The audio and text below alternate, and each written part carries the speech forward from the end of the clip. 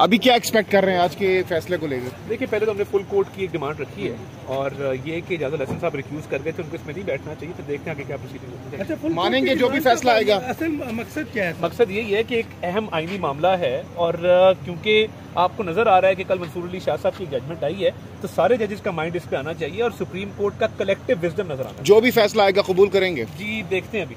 ठीक कि ये पिटीशंस जो हैं ये 4 और 3 की रेशो से, यानी कि 4 जजेस की अक्सरियत ने इन पिटीशंस को डिसमिस फरमा दिया था। बाहर कैफ उसके ऊपर कुछ ना कुछ इबहम रहा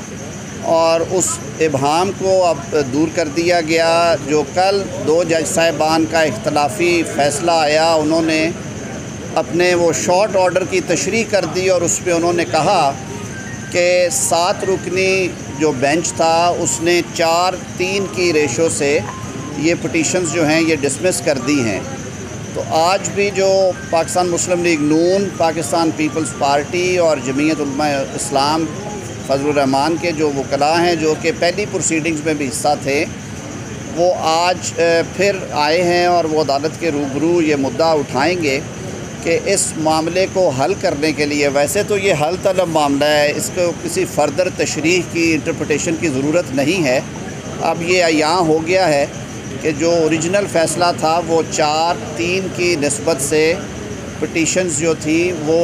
मुस्तरद कर दी गई थी। लेकिन जो अभी बेंच बैठा है, हमारी ये इस्तदा होगी कि इदारे की इज़्ज़त, तौक़ीर और तकरीम और उसकी आज़ादाना हैसियत को बरकरार रखने के लिए फुल कोर्ट जो है वो बैठे और इस मामले पे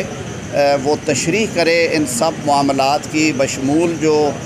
इलेक्शन कमीशन के इख्तियारात हैं इलेक्शन के इनेकाद के सिलसिले में, और मुफादे आमा और इलेक्शन किस तरह एक दूसरे से जुड़े हुए हैं। और इसमें ज़ाहिर है जो 2 मोअज़्ज़ज़ जज साहिबान हैं, जस्टिस एजाज़ुल एहसन साहब और जस्टिस मुज़ाहिर अली अकबर नकवी, उन्होंने क्योंकि रज़ाकाराना तौर पे बावजूद रिक्यूज़ कर लिया था, उन्होंने अपने आप को अलग कर लिया था। तो हमारी ये चीफ़ जस्टिस पाकिस्तान से इल्तिजा होगी और अदालत से ये इल्तिजा है कि इस मामले को अब ये वक्त है। हम तो पिछले 1 साल से कह रहे हैं कि जो अहम कौमी और ख़ास तौर पे जो पॉलिटिकल जिनके रुख होते हैं मुकदमात के, ऐसी आइनी तशरीहात जिनका मुल्क की सियासत पे और आवाम पे गहरा असर पड़ना हो, वो जो इज्तिमाई विज़डम वाली बात है, या जैसे पार्लियामेंट में बात की बिलावल भुट्टो साहब ने कि मुस्तफ़ा इम्पेक्स में जैसे कहा गया कि वज़ीर आज़म फ़र्द वाहिद के तौर पे फ़ैसले ना करे बल्कि फ़ैसले काबीना के होने चाहिए, क्योंकि जो एक इज्तिमाई सोच है, जो कलेक्टिव विज़डम है, वही रास्ते निकालती है और उसे ही साहिब गर्दाना जाता है। और कल जो जस्टिस मंसूर अली शाह साहब और जस्टिस जमाल खान मंदोखेल साहब का जो फ़ैसला आया, उसमें भी उन्होंने इसी तरफ इशारा किया कि अगर आप इदारे की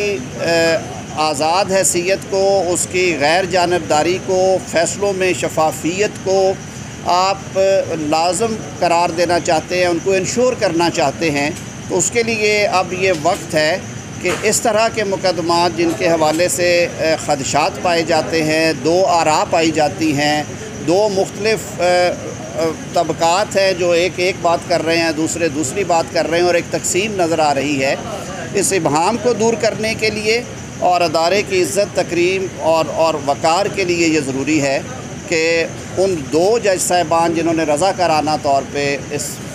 इस मामले से अलहदगी इख्तियार की, जस्टिस एजाज़ुल एहसन साहब और जस्टिस मुज़ाहिर अली अकबर नकवी साहब,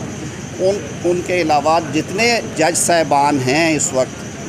13 रुकनी बेंच होना चाहिए फुल कोर्ट का, जो ये मामला सुने और ये once and for all settle होना चाहिए कि 184(3) जो है इस पे Pakistan bar council, supreme court bar association, bar bodies, parliament, civil society, कौन है जिसने बात नहीं की